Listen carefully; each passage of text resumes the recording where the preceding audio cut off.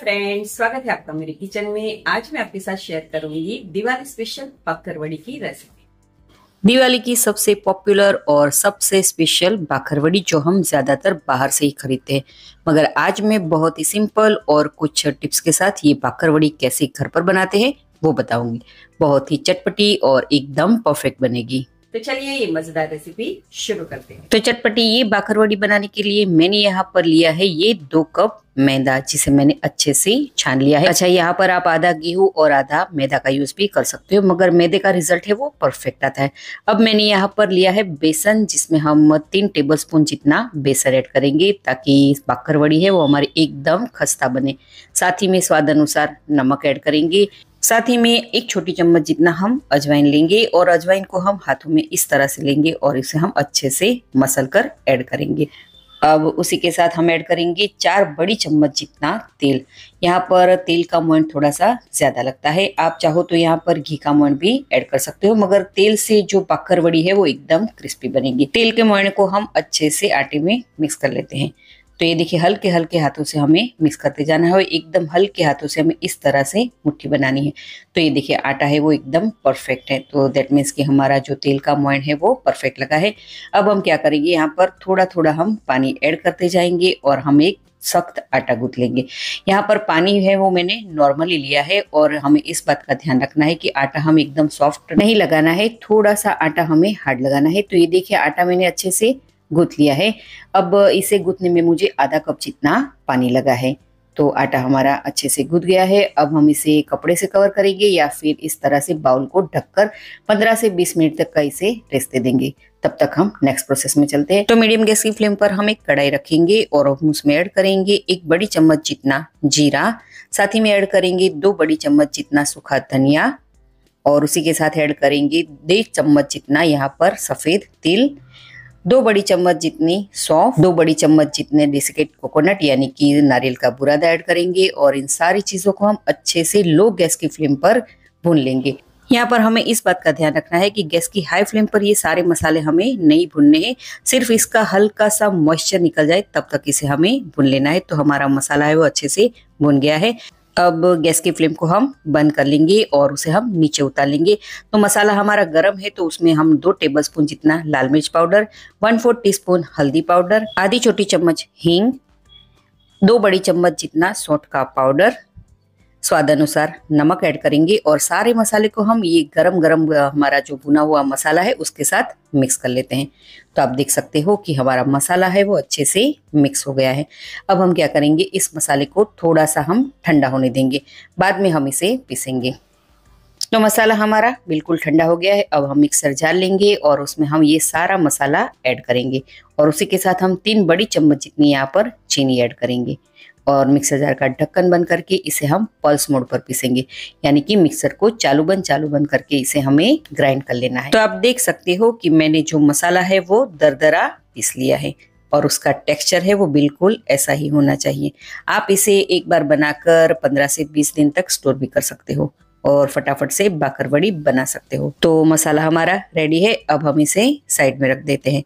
तो अब हम आटा हमारा चेक कर लेते हैं। तो 15 से 20 मिनट हो गई है और आप देख सकते हो कि आटा है वो हमारा अच्छे से सेट हो गया है।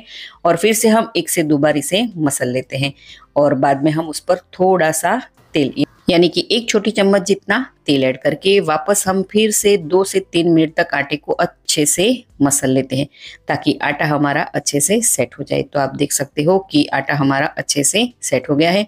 अब चॉपिंग बोर्ड पर भी हम थोड़ी देर आटे को इस तरह से मसलेंगे। तो आटा अच्छे से हमारा सेट हो गया है। अब आटे के हम 3 पार्ट करेंगे, यानी कि हम इसमें से 3 बड़ी बड़ी लोइयां बनाएंगे। तो ये देखिए, पहला मैंने ये लोई बनाकर तैयार कर लिया है। ये देखिए, इस तरह से बड़ा लोई हमें बना लेना है। तो अब मैंने यहाँ पर चॉपिंग बोर्ड लिया है, उस पर ही मैं ये रोटी बेलूंगी। आप चाहो तो प्लेटफॉर्म पर भी इसे बेल सकते हो, क्योंकि ये हमें बड़ी बनानी है और इसकी साइज हमें बड़ी रखनी है और पतली भी इसे बेलनी है। हो सके उतनी हमें इसे पतली बेलना है और यहाँ पर सूखे आटा का बिल्कुल भी यूज नहीं करना है।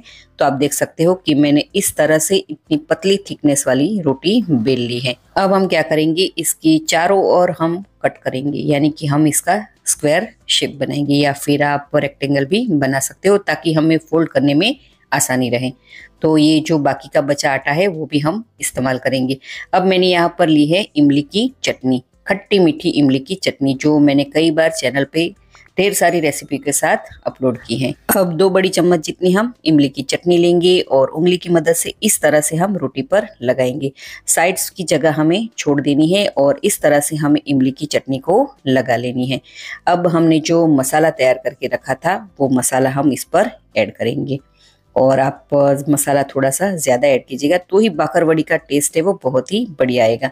और हल्के हल्के हाथों से यानी कि उंगली की मदद से इस तरह से हम मसाले को स्प्रेड करेंगे। ये देखिए, तो लीजिए मैंने मसाला है वो अच्छे से लगा लिया है। अब बेलन की मदद से हम इस तरह से एक ही साइड से बेलेंगे, बिल्कुल हल्के हल्के हाथों से बेलेंगे ताकि मसाला है वो अच्छे से इमली की चटनी के साथ सेट हो जाए।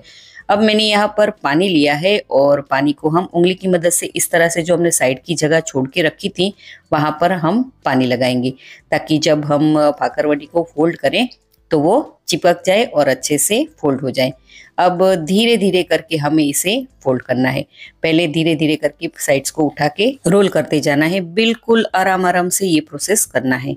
धीरे धीरे करके ऐसे ऐसे हमें रोल करते जाना है, आगे बढ़ते जाना है और उंगली की मदद से हमें इस तरह से पूरे ये रोल तैयार कर लेना है।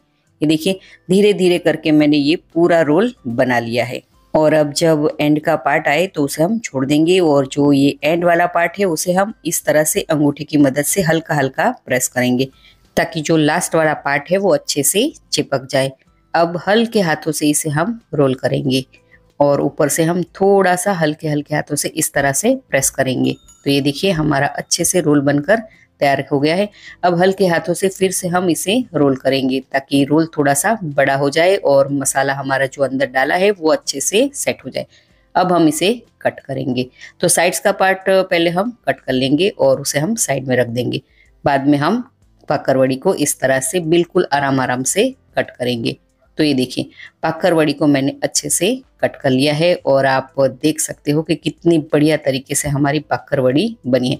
अब थोड़ा सा हम राउंड शेप दे देंगे और हल्के हाथों से यानी कि अंगूठे की मदद से इस तरह से थोड़ा सा हम प्रेस करेंगे।